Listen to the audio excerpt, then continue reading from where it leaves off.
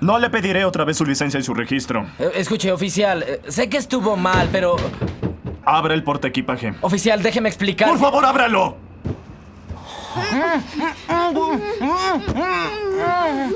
¡Salga del auto!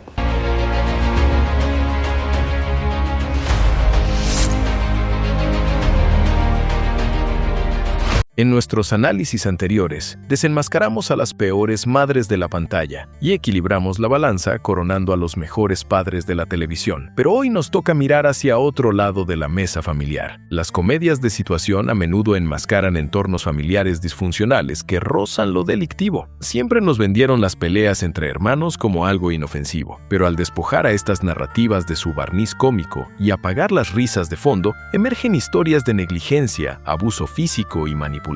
Antes de entrar de lleno, es obligatoria una mención honorífica para Charlie y Alan Harper. Sé que muchos esperarían verlos destrozándose en esta lista, pero como ya le dedicamos un video completo a diseccionar la oscura verdad de Alan y cómo se aprovechó sistemáticamente de su hermano, hoy los dejaremos fuera de esta comparativa. Hoy vamos a realizar una autopsia narrativa a 3 protagonistas icónicos: Sheldon Cooper, Malcolm Wilkerson y Chris Rock. Cada uno de ellos experimentó el éxito a pesar de la hostilidad implacable de sus propios hermanos. Analizaremos quién de ellos sufrió más, quién fue la verdadera víctima y quiénes eran simplemente monstruos disfrazados de familia. Prepárate, porque al final de este video daremos el veredicto definitivo sobre quién tuvo a los peores hermanos en la historia de la comedia.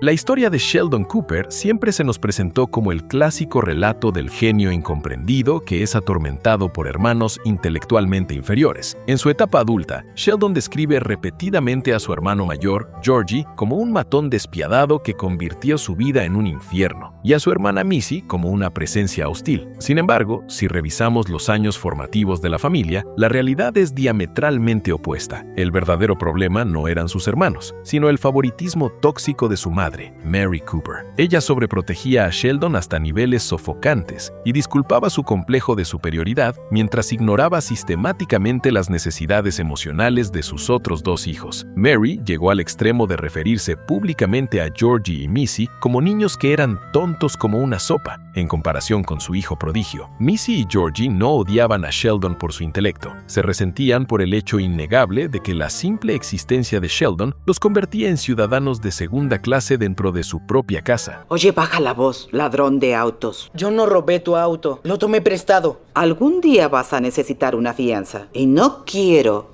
que vengas conmigo.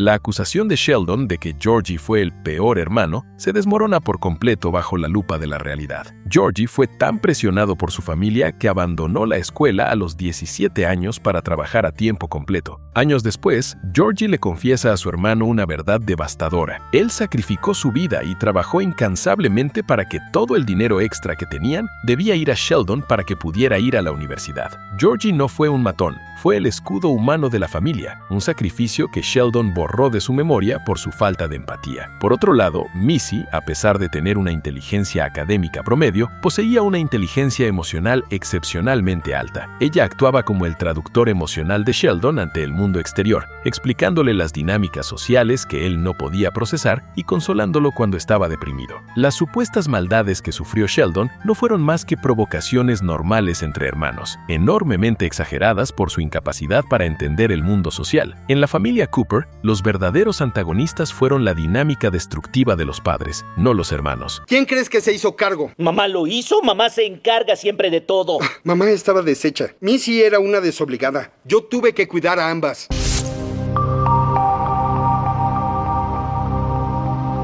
Dejamos la incomprensión de Texas para adentrarnos en un mundo mucho más punitivo. La familia Rock operaba bajo una estricta dictadura parental en el duro vecindario de Bedford y Stuyvesant durante los años 80. Chris, siendo el hermano mayor de una familia de clase trabajadora, cargaba con todas las responsabilidades del hogar, pero no gozaba de absolutamente ninguno de los privilegios. En este entorno de alta presión y pobreza opresiva, sus hermanos operaban como agentes del caos. El tormento que su hermano Drew le infligía a Chris era pasivo y puramente existencial. Drew encarnaba perfectamente el arquetipo del niño dorado. Era más carismático, popular, seguro de sí mismo y mucho más atlético que su hermano mayor. El mundo exterior validaba a Drew sin el menor esfuerzo. Chris luchaba encarnizadamente por el más mínimo reconocimiento, asumiendo cargas enormes, mientras la vida fluía fácilmente para su hermano. El dolor profundo de tener a Drew como hermano era la invalidación cósmica. Drew era un recordatorio ineludible de todo el respeto y la facilidad social que Chris nunca podría aspirar a tener.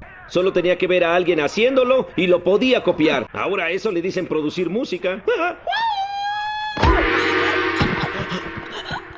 ¡Chris! ¡Respira! ¡Respira!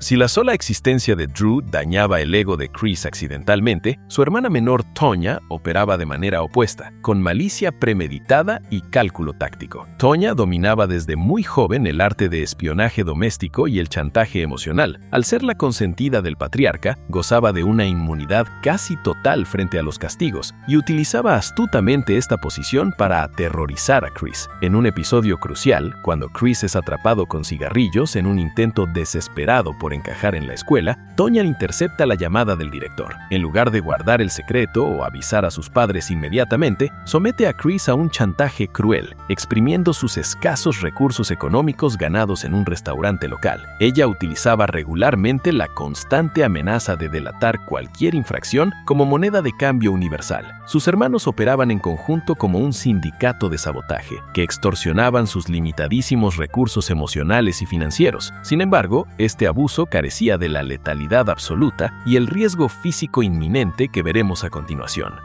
Niña, ¿estás loca? ¿Quieres cocinar a tu hermano? Hazlo en la calle. Sí, ma.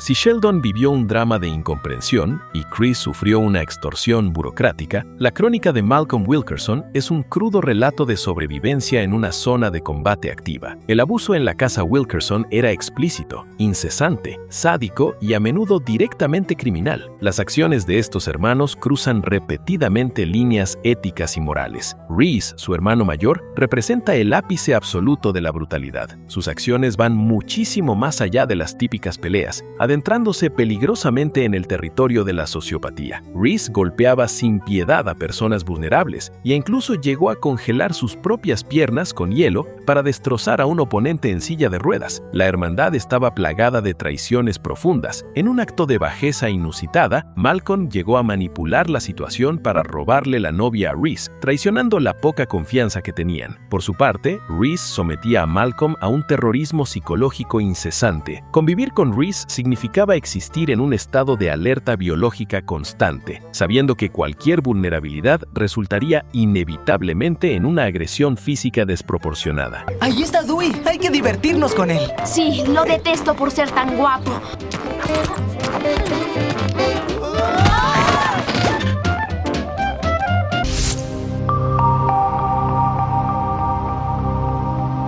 El ecosistema tóxico se perfeccionaba con Francis y Dewey. Francis sirvió como el arquitecto original del caos y a menudo utilizaba a sus hermanos menores como peones desechables en sus planes destructivos. Dewey, por otro lado, evolucionó de ser la víctima principal a convertirse en un manipulador maestro, forjado en los fuegos del abuso implacable de sus hermanos mayores. Dewey ejecutaba venganzas de un nivel de crueldad aterrador, como cuando encerró a Reese en una caja de madera y le hizo creer durante días que estaba siendo enviado por correo a China, sometiéndolo a un terror psicológico absoluto. La verdadera medida del daño estructural de esta familia se evalúa en la edad adulta, documentado en la secuela del año 2026. Malcolm, ahora adulto, ha mantenido a su nueva familia, su novia y su hija, en el más absoluto de los secretos durante casi 2 décadas. Esta decisión no es un capricho, es una medida drástica de supervivencia y cuarentena emocional. Malcolm llegó al extremo de decirle a su propia hija adolescente que sus abuelos estaban muertos, prefiriendo mantener esa mentira antes que exponerla a la manipulación maquiavélica y la locura intrínseca de sus hermanos y padres. Consideraba a su familia como un riesgo radiactivo para el bienestar de su hija.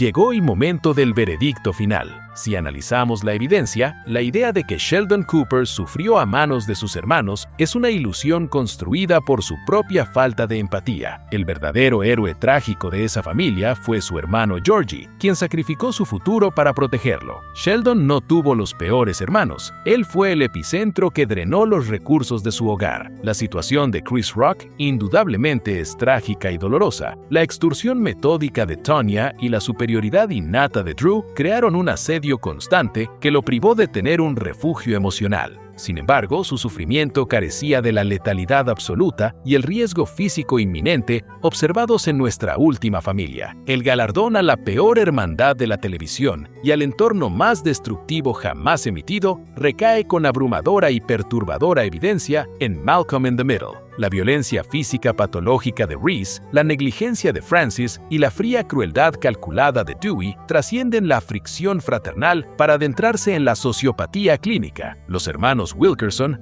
operaron bajo los desquiciados principios de la destrucción mutua asegurada. Su nivel de toxicidad fue tan extremo que obligó a Malcolm, en su adultez, a disociarse completamente de sus propias raíces para proteger a su hija. Sin lugar a dudas, Malcolm tuvo a los peores hermanos en la historia de la comedia. ¿Y tú? ¿Estás de acuerdo con este veredicto final? ¿Crees que la violencia física de los hermanos Wilkerson supera la tortura psicológica que sufrió Chris Rock? Déjame tu análisis y tu opinión en los comentarios. No olvides suscribirte para seguir descubriendo los secretos ocultos de tus series favoritas. Nos vemos en el próximo análisis.